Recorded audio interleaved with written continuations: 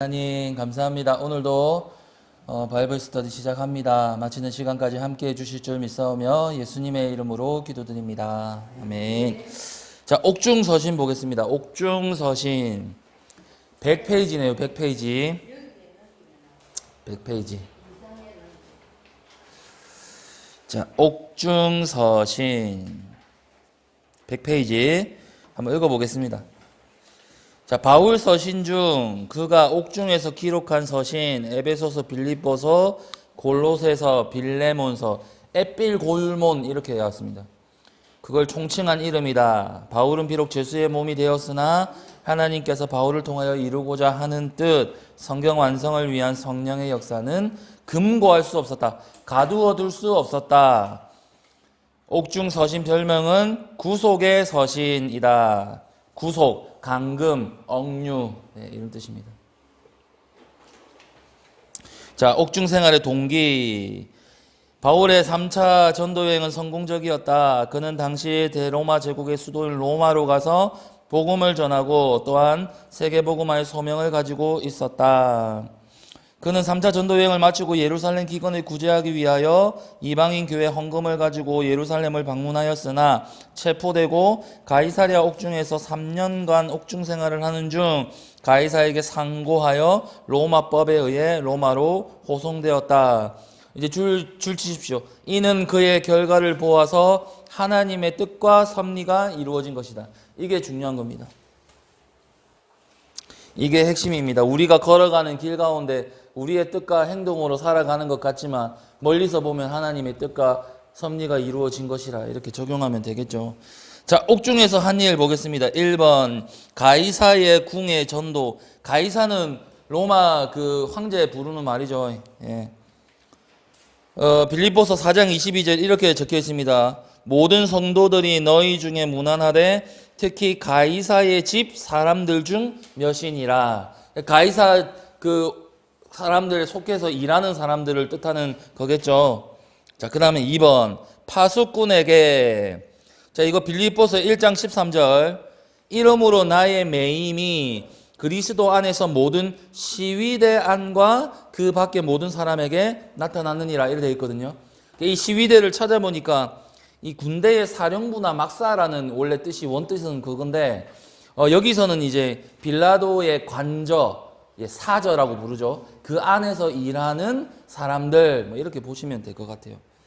자, 그 다음에 넘어가겠습니다. 101페이지 계속해서 3번 찾아온 무리들에게 복음을 전하고 4번 서신을 기록함으로 기독교의 초석을 마련한 일 이외에도 디모데 전후서, 디도서도 포함되는 것 같으나 4개의 서신 외에는 목회 서신으로 취급하는 것이 상례이다. 일반적이다.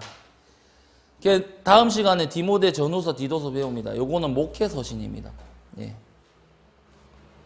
자, 그 다음에 연대 쓴 곳 기자. 쓴 곳은 로마 옥중에서 썼고 쓴 사람은 바울입니다. 자, 밑에 이제 긴 글이 이어지는데 이거는 이제 간략하게 설명을 해보겠습니다. 일단 옥 안에 바울이 갇혀 있습니다. 바울이 어떻게 갇혀 있어야 되지? 무릎을 꿇고 올챙이가 아니고 바울입니다. 바울. 예, 바울. 자, 바울이 감옥에 갇혔으니까 이 쇠도 하나 그리고 자, 갇혔습니다. 자, 여기에 두기고라는 사람과 오네시모 맞죠? 오네시모. 이제 이 사람이 이제 요 바울을 찾아왔다 뭐 이런 식으로 기록이 되어 있어요. 운반자입니다. 운반자. 기록한 운반자. 그래서 두기고 편으로 이 준 편지가 어디로 가냐면 에베소서로 갑니다. 에베소서. 두기고 에베소서. 자, 그 다음에 또 두기고 편으로 해서 이 편지가 골로새 지방으로 갑니다.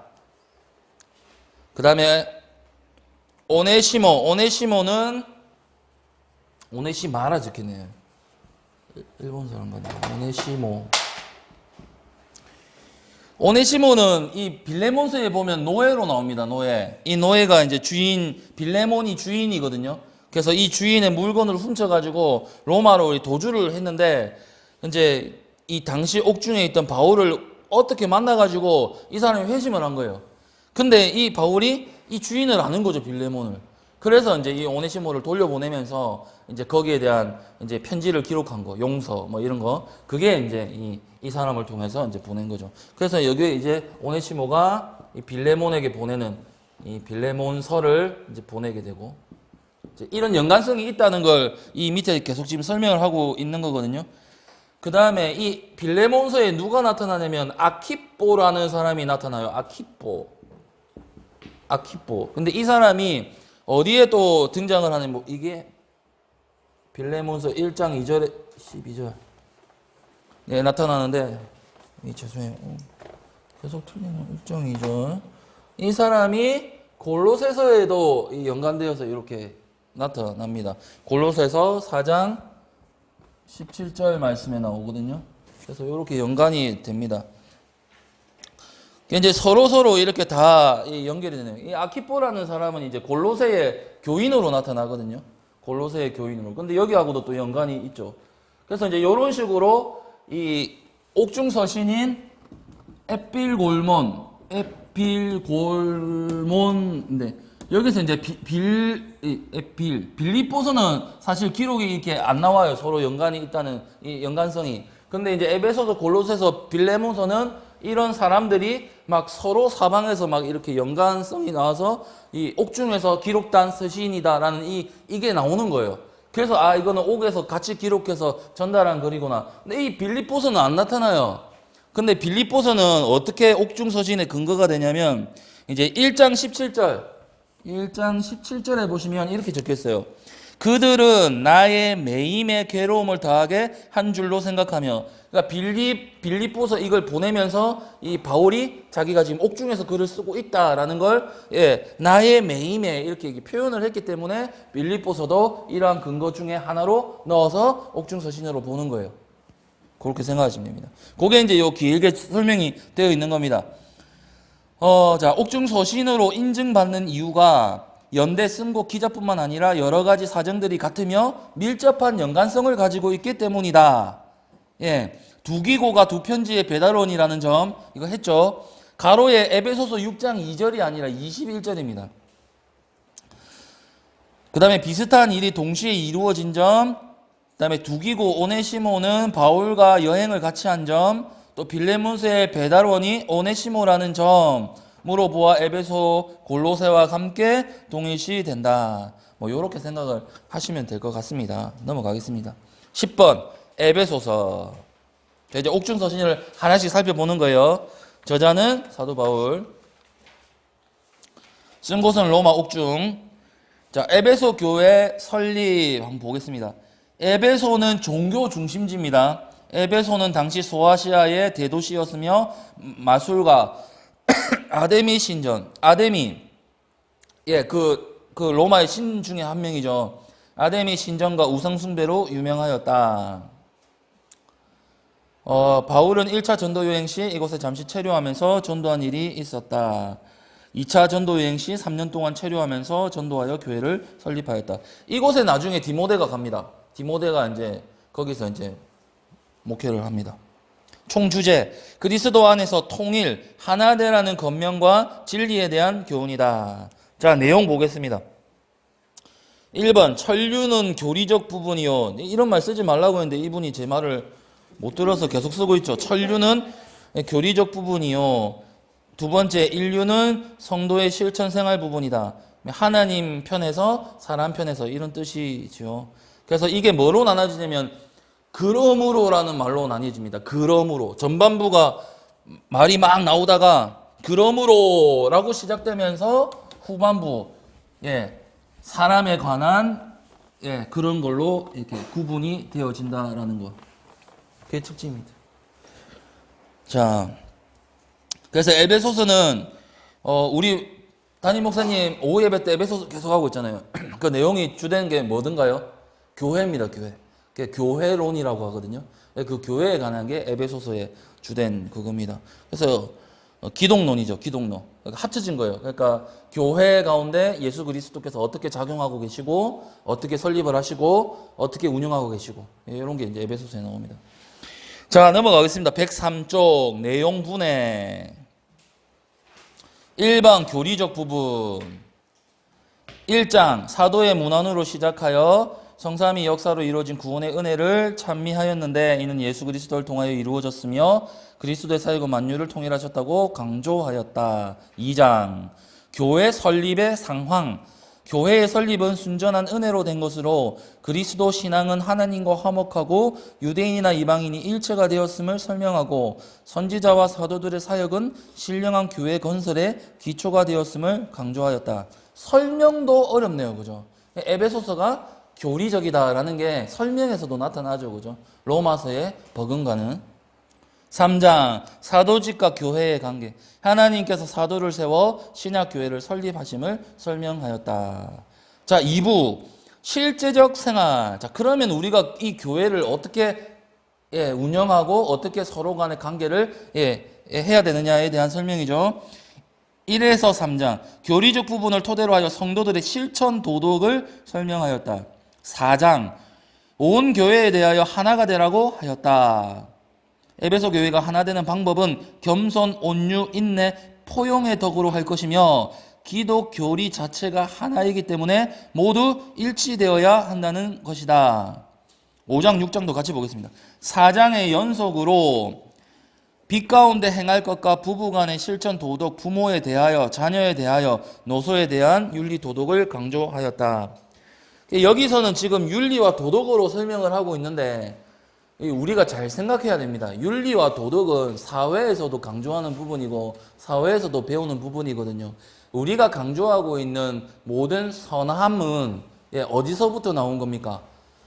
예수님으로부터 나온 거, 하나님으로부터 나온 거예요. 결국 이것은 뭐냐면 예수 그리스도와 죄악된 우리 인생, 죄인인 우리의 인생 가운데 일어난 회복이에요.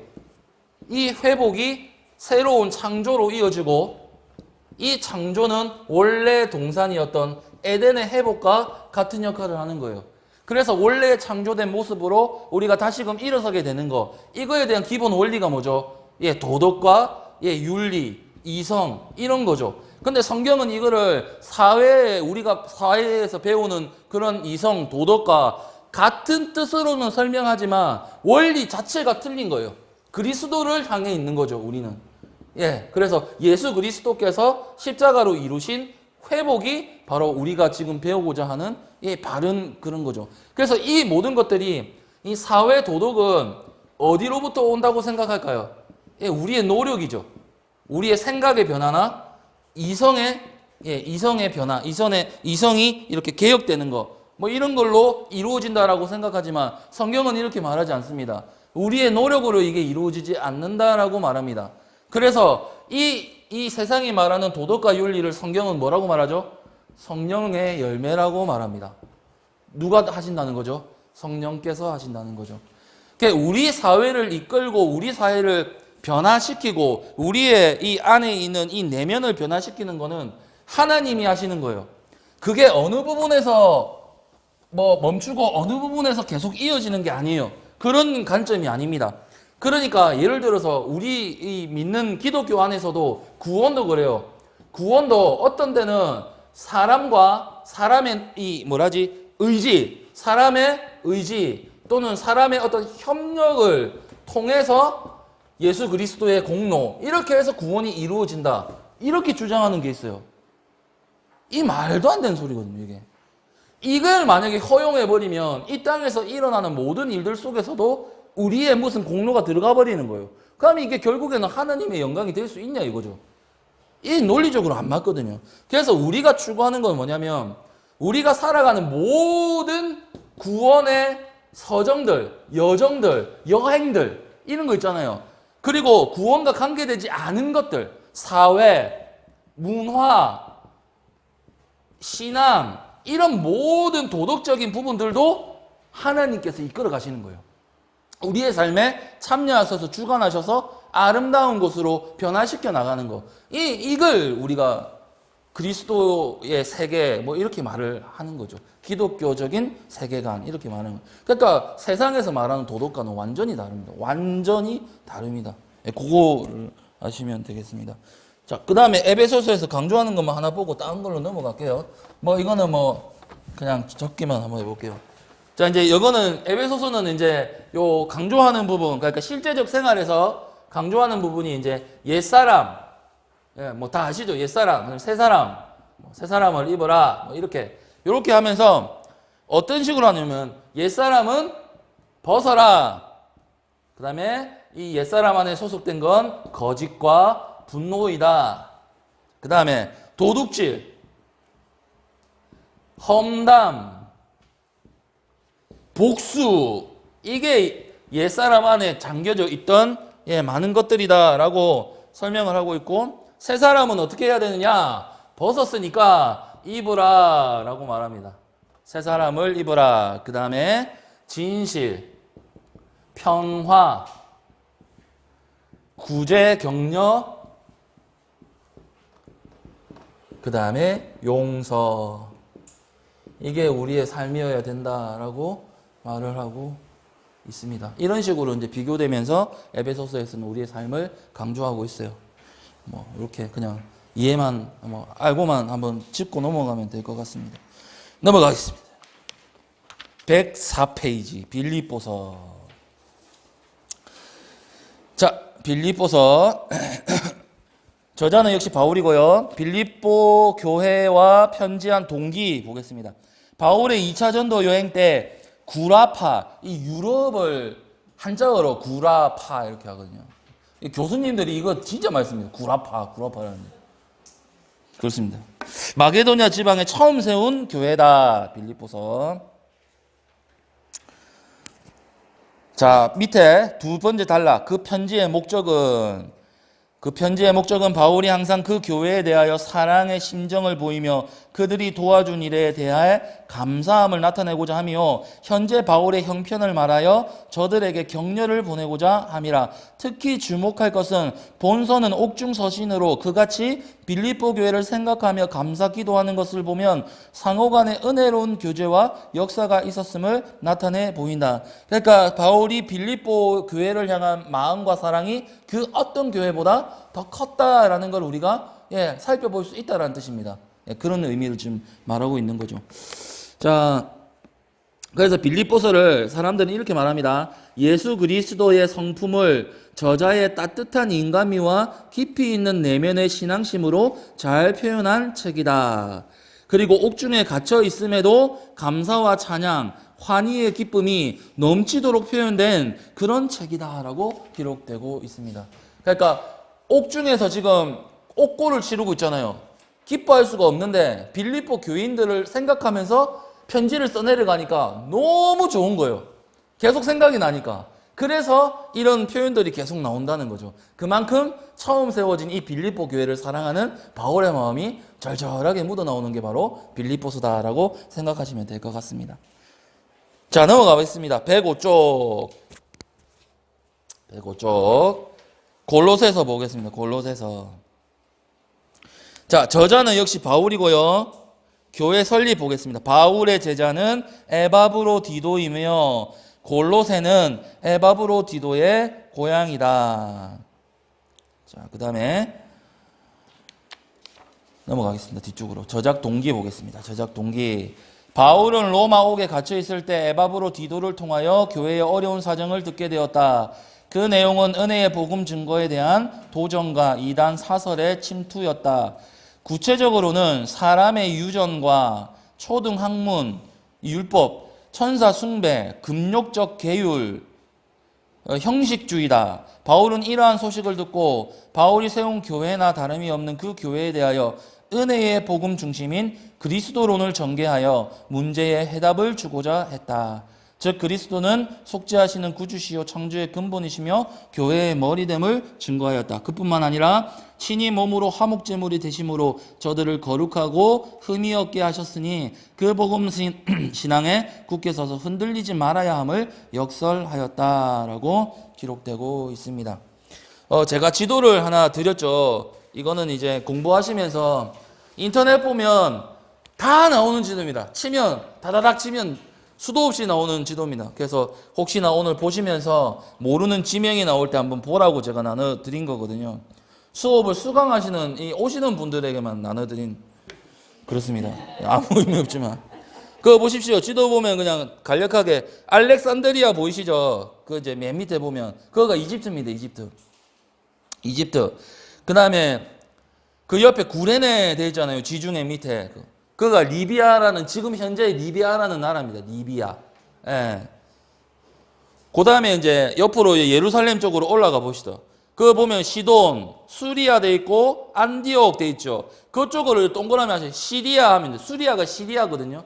아람이라고도 말하잖아요. 그죠? 그거가 시리아입니다. 현재. 그 다음에 위에 흑해 밑에 큰 동그라미 하시면 아시아, 비두니아, 본도, 갑바도니아 그 전체 지역이 예, 우리가 지금 부르는 소아시아 이렇게 말하잖아요. 그거가 다 거기입니다. 지금의 티르키예입니다. 터키. 예, 그쪽이 지금 현재입니다. 그리고 나오진 않는데 그 지방 가운데 에베소 보이시죠? 아시아 적힌 밑에 보면 동그라미에서 에베소 있잖아요. 그 옆에다가 동그라미 하셔서 골로새 적으시면 됩니다. 그 옆에 지방이 골로새가 있었거든요. 자, 그 다음에 이제 여기까지는 아시아입니다. 지금도 아시아죠. 근데 그 딱 터키 지역을 위로 넘어가면 마게도냐 있잖아요. 그부터는 유럽입니다. 유럽. 네아폴리 있는 그 오른쪽에 빈칸 그가 어디냐면 지금의 불가리아입니다. 불가리스하고는 아무 상관없는 불가리아입니다. 불가리아. 예. 그 다음에 그 위에는 마게도냐 옆쪽 거는 루마니아입니다. 루마니아. 들어보셨죠? 예. 그 다음에 마게도냐 글자 있는 왼쪽 편으로 제일 왼쪽 편에 작은 동그라미는 헝가리 하시면 돼요. 헝가리. 그 다음에 이제 헝가리, 루마니아 사이에 있는 게 세르비아입니다. 뭐 많이 들어봤죠? 세르비아.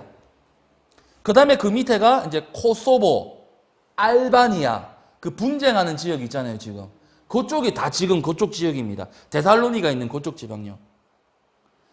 자, 그 다음에 밑에 있는 아가야 해가지고 밑에 아덴, 예, 고린도, 요쪽은 이제 뭐냐면 지금의 그리스입니다. 그리스. 예. 그래서 이제 이 바울이 이제 전도하려고 할 때 마게도냐 사람이 이제 이렇게 오라고 이렇게 하니까 이제 유럽에서 오라고 했던 거죠. 이제. 그러니까 그 사람이 유럽 사람인 걸 이제 딱 보면 알았겠죠. 인종도 다르고, 이제 뭐 옷도 다르고 그랬으니까. 아무튼 그렇습니다. 요 지도 한번 보시고 이렇게 보면 되겠습니다. 자, 됐습니다. 그 다음에 빌레몬서로 넘어가 보겠습니다. 자, 빌레몬은 골로새 지방에, 골로새 방금 적었죠. 골로새 지방에 부유한 그리스도인이었다. 그는 오네시모라고 하는 노예가 있었는데 그 노예는 도둑질을 한 후 로마로 도주했다. 그러나 오네시모는 로마에서 바울을 만나 회개하여 좋은 신자가 될 뿐 아니라 바울을 수종들었다. 바울은 오네시모의 과거를 알았고 오네시모는 그러한 바울에게 중재를 희망한 듯하다. 그래서 바울은 오네시모를 빌레몬에게 돌려보내면서 이 중재 편지를 쓰게 되었다. 그 내용은 오네시모를 노예로 대하지 말고 그리스도 안에 있는 형제로 대해달라고 하며 보상도, 그러니까 훔쳤던 것도 보상해 주겠다고 하는 애원이었다. 이 신약 시대, 그러니까 이 바울의 전도 시대에 가면 이 서신서들에 나타나는 좀 그런 교회마다의 문제점이 드러나거든요. 근데 그 중에서 조금 애매한 부분들이 늘 그거예요. 그 당시에는 노예제도가 있었단 말이에요. 노예제도가 있었는데 그리스도 안에서는 모두가 하나란 말이죠. 평등한 거예요. 근데 이걸 애매하잖아요. 예전에 우리나라도 그런 거 있었잖아요. 종이 있었고 이제 상전이 주인이 있었잖아요. 근데 이 사람이 종이 예수를 믿어버리니까 이게 애매한 관계가 되는 거죠. 그래서 바울은 서로 간에 존중하라고 하잖아요. 서로 간에. 예, 종은 종으로서 섬기고 주인은 주인으로서 자비를 베풀고 이런 관계라고 했는데 이게 이제 교회 안에서 조금 문제가 되기 시작한 거예요. 사람이다 보니까 이 종이 계속 주인이 이제 교회 안에 잘해주니까 막 이게 들고 일어난다든지 아니면 좀 거기에 대해서 좀 안 좋게 막 주인으로 올라서려고 한다든지 이런 문제들이 많이 생겨났어요. 이제 이것도 이제 그러한 부분 중에 하나죠. 예, 다음 주에도 그런 내용이 이제 나타나게 되는 거예요. 자, 넘어가겠습니다. 108페이지. 예, 빌레몬서이 끝이네요. 예, 그렇습니다. 자, 그 다음에 이제 이 책의 특징입니다. 옥중서신이라고 분명히 말하면서 이상한 걸 끼워 넣는 게 이 책의 버릇입니다. 다음 주도 나오는데 아무튼 데살로니가 전서도 한번 보겠습니다. 데살로니가 전서 이 후서 이 특징이 뭐냐면 재림입니다. 종말론입니다. 특이하죠, 그죠? 종말론. 자, 그래서 한번 보겠습니다. 내용과 배경. 바울은 2차 전도 여행을 유럽 지방으로 떠났는데 실라와 디모데를 동반하고 데살로니가에 이르렀다. 사도행전 17장에는 바울이 빌립보에서 반대자들에 의해 쫓겨나 데살로니가에 가서 회당을 빌려 약 4주 동안 복음을 전파했다. 유대인들은 이를 시기하여 폭동을 일으켜 바울은 또다시 베레아로 피신하여 전도하는 중 유대인들의 폭도들이 그곳까지 쫓아와 박해함으로 쫓겨나 고린도에서 1년 반 동안 머물러 전도하였다. 바울은 그곳에서 다시 한번 데살로니가에 가기를 원했으나 이루지 못했다. 자, 퀴즈 나갑니다. 이 왜 바울이 가는 데가 지금 이 유럽 지도에 온 전신에 이렇게 막 돌아다니잖아요. 근데 왜 가는 데마다 유대인들이 있었을까요? 왜 그랬을까요? 알아맞혀 보세요. 그렇죠, 그렇죠, 맞아요. 이 흩어진 사람들, 디아스포라, 그렇죠. 그 바벨론 그 포로 때 막 흩어 뿌렸잖아요. 막 흩어 뿌리고 또 여러 가지 그 상황들 속에서 이렇게 흩어진 그 민족들이 이 세계 곳곳마다 살아가고 있었기 때문에 있었어요. 그래서 그들은 가면 뭘 지었냐면 회당을 지었습니다. 회당, 잠시 모일 수 있는 임시 거처라고 보면 됩니다. 그래서 항상 바울이 가서 제일 처음 찾은 곳이 안식일날 회당을 찾았어요. 회당이 있다는 것은 그 안에 그 지역 안에 유대인들이 있다는 말이었거든요. 자, 그러면 또 퀴즈 나갑니다. 만약에 회당이 없을 때는 어디로 갔을까요? 회당이 없을 때 어디로 갔을까요? 성경에 나옵니다. 집? 물론 이 성도가 있었으면 그런데 없었을 경우에는 어디로 갔을까요? 그 회당이 없었을 때 물가로 갔습니다. 강가로 갔습니다. 강가. 에스겔에서도 보면 에스겔이 환상을 할 때 강가로 가잖아요. 그들이 약간 뭐 그런 게 있어요. 강으로 가서 이렇게 좀 가는 그게 있어요. 그래서 바울도 보면 회당이 없을 때는 강으로 갔어요. 그래서 거기서 유대인 사람들을 만나고 전도도 하고 막 그랬어요. 자, 그 다음에 계속 읽겠습니다. 두 번째 단락. 그래서 바울은 디모데를 그곳에 보내 교회의 상황을 알아보니 비교적 기쁜 소식이 들려왔다. 바울은 이 소식을 듣고 기뻐하며 감사할 뿐 아니라 저들의 도덕상 문제의 경계를 요하고 주님의 재림 문제를 잘 가르쳐 주고 싶었다. 그래서 다시 가기를 원했으나 사정상 못 가고 편지를 쓰게 되었다. 본서에 나타난 디모데의 보고는 아직도 계속되는 환란 속에서 믿음의 역사와 사랑의 수고와 주께 대한 소망의 인내와 바울에 대하여 깊은 애정을 가지고 있는 사실들이었다. 그러나 염려되는 일들도 있었으니 음란 행위에 대한 일, 게으른 것, 죽은 자들이 주님 재림시에 재림의 영광에 참여하지 못할까 하는 염려, 그리고 교직자들을 존경하지 않는 사람들에 대한 염려도 있었다라고 설명하고 있습니다. 예수님의 재림이 너무 늦은 거예요. 예수님이 올라가실 때 내가 곧 오겠다라고 말씀하고 올라가셨는데, 그래서 로마 시대 때 박해를 당하던 사람들은 예수님이 오실 거라고 생각했어요. 그래서 그 모든 예언들이 이때 이루어지겠구나라고 생각했어요. 실제로 말이죠. 그런데 안 일어났어요. 지금까지 왔잖아요. 그러니까 그 교회 안에서 문제가 일어난 거예요. 아니, 박해도 일어나고 고난도 일어나는데 우리가 언제까지 참아야 되냐? 예수님이 오신다는 거 진짜냐? 거짓말 같은데? 이제 이런 논란들이 계속해서 교회를 시끄럽게 했던 거예요. 그래서 그런 문제에 관해서 예수님의 속히 오심에 대해서 또한 그분의 어떤 계획에 관해서 설명을 하고 있는 게 아마 이런 책이 아닐까라고 생각을 합니다. 하나님은 어디에 계실까요? 너무 철학적인 질문이죠. 자, 하나님은 시간 밖에 계시죠. 하나님은 여기에 계시죠. 시간은 창조된 겁니까? 창조되지 않은 겁니까? 자, 시간은 다른 말로 역사입니다. 역사. 시간은 역사입니다. 그러면 창조된 건가요? 아닐까요? 창조된 거죠. 저녁이 되고 아침이 되니 이는 첫째 날이니라. 창조된 시간입니다. 그래서 우리는 시간 안에 들어가 있는 거죠. 영원, 하나님은 영원에 계세요. 시간의 반대말은 영원이거든요. 영혼의 바깥에서 창조된 안을 보고 계신 거예요. 참여도 하시고요. 자, 그러면 하나님의 시선이 우리 안에서는 어떻게 이루어지는 걸까요? 영원이니까 시작도 없고 끝도 없는 상태에서 이 상황이 시간 속에 제한된 우리에게 설명되는 거예요. 그러니까 하나님 눈에는 어느 때에 이야기를 하시든 그 일은 시작된 것이고 마친 게 되는 거예요. 이런 관점으로 우리가 하나님의 말씀을 읽어낼 수 있어야 된다는 거죠. 그런 관점이 없으니까 하나님 오신다 했고 끝난다 했는데 언제 오시냐라고 시간 안에서 허우적대고 있는 거죠. 그래서 믿음이 필요한 겁니다. 바른 지식과 신학이 필요한 것이 이러한 이유 때문입니다. 이거 이제 종말론과 재림론 이런 거에 대해서 나오는 겁니다. 넘어가겠습니다. 109페이지 데살로니가 후서 다 했습니다. 이 마지막입니다. 자, 저작의 동기와 내용. 바울은 데살로니가 교회에 보낸 편지에 회답을 받았을 것이며 간접적으로도 그 서신의 반응을 들었을 것이다.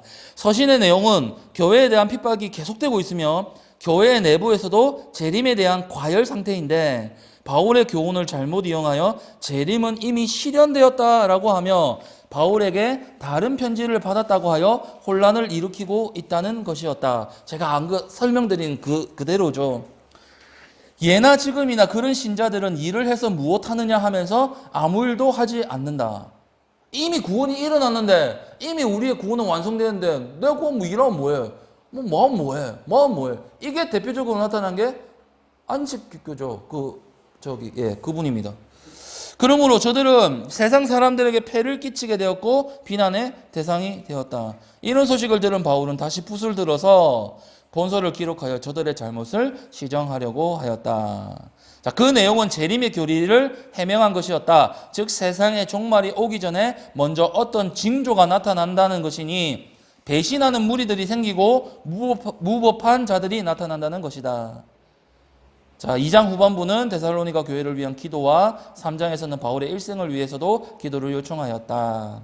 또한 일하지 않고 허망한 꿈속을 사는 저들에게 부지런히 일하며 먹고 살라고 권면했다. 자, 하나님께서 우리에게 원하시는 것은 하루의 삶입니다. 우리에게 적당한 표현은 이 말이거든요. 하루살이, 이게 우리에게 딱 주어진 적당한 말입니다. 흙으로 돌아갈지니라. 그냥 우리는 하루를 살아내는 존재예요. 왜냐하면 성경에서도 내일의 일을 알지 못한다라고 했거든요. 이미 하나님 신비로 감추어졌다라고 했어요. 과거의 일은 지나간 거니까 우리에게 이미 의미가 없어진 거나 마찬가지거든요. 그래서 우리는 하루를 살아가는 존재입니다. 일이 어떻게 되든 상황이 어떻든 우리는 우리에게 주어진 이 하루라는 시간 속에서 하나님의 뜻을 이루어내는 사람들입니다. 그렇기 때문에 우리는 최선을 다해야 되고요.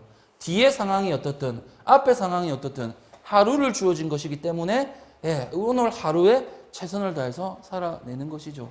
그래서 이런 관점으로 재림을 기억하고 이 날에 오실 것이다. 또 내일 주어진다면 오늘 오실 것이다. 라는 관점으로 하루를 살아내라고 바울은 강조하고 있는 것이 바로 재림에 관련된 성경의 원리가 아닐까라고 생각해 봅니다. 오늘은 여기까지 하겠습니다. 기도하고 마치겠습니다. 하나님 감사합니다. 오늘도 수업 가운데 하나님 함께하여 주셔서 감사합니다. 얼마 남지 않은 시간 가운데도 함께하여 주실 줄 믿사오며 예수님 이름으로 기도드립니다. 아멘.